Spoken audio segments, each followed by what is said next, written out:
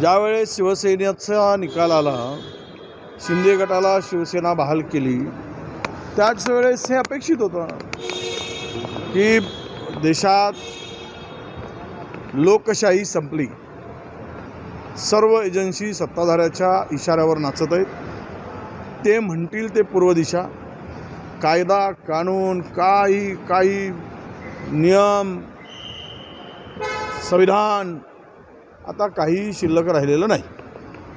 त्याची प्रचिती आहे ती, कोणाचाही पक्ष तोडा, कोणाचाही पक्ष काढा, कोणाचाही पक्ष हिसकावून घ्या आणि कोणालाही देऊन टाका, हे सगळं जे काही चाललेलं आहे या देशातील लोकशाही संविधान संपवण्याचा, मिटवण्याचा, पायदळी तोडवण्याचा सगळा प्रयत्न चाललेला आहे। त्यात सक्सेस होत आहेत हे दिसतं आहे। मुळात हा निकाल गृहीत धरूनच आम्ही होतो आणि तो निकाल आज जो आलेला आहे तो निकाल मला वाटतं की या देशामध्ये आता ज्या दिशेनं हा देश सत्ताधारी नेता आहेत ती दिशा या देशाला खड्ड्यात टाकणारी असेल।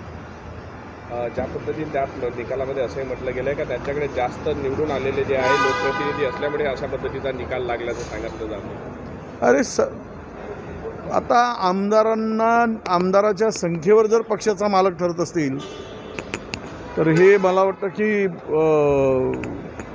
निवडणूक आयोग हा कठपुतली झाल्याचं आता दिसतंय।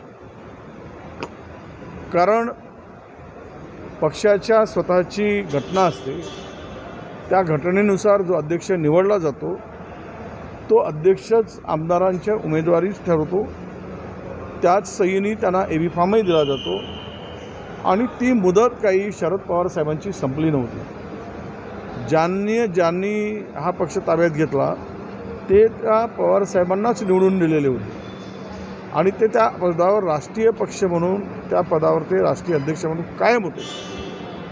आता 40-25 आमदार गेले, 2-4 खासदार गेले म्हणजे पक्ष कोणाच्या मालकीचा ठरतो, तर हे देशातील आजचा दिवस किंवा कालचा दिवस हे काळा दिवस म्हणूनच या दिवसाची नोंद होणार आहे। जसं शिवसेनेला निर्णय दिला तसाच निर्णय राष्ट्रवादीला दिला। खरं सांगायचं तर मॅच फिक्स होती।